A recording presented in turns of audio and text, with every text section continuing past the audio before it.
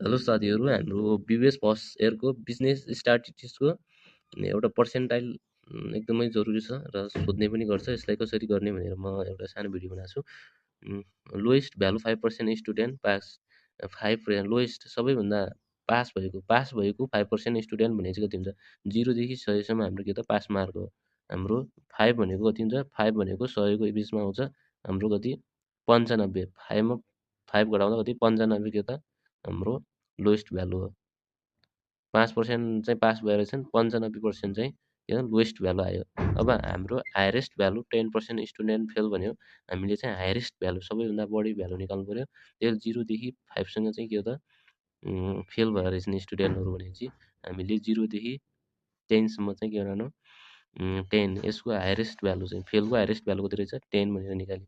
अब कतिखेर हामीलाई मिड भ्यालु सोध्छ मिड भ्यालु 30 को हामीले यसरी निकाल्नु छौँ। अब पहिले चाहिँ मिड भ्यालु 30 भनेको हामीले 100 र 0 को कहाँनिर पर्छ हाम्रो यहाँनिर पर्यो। अब यसलाई 30 लाई 100 बनाउनुको लागि कति चाहिन्छ 70 चाहिन्छ। 70 लाई आधा गर्ने आधा 70 को 35 हुन्छ। अब 35 यता भनेपछि हाम्रो पी 35 आउने भयो। पी 65 100 मा 35 घटाउँदा 65 आयो।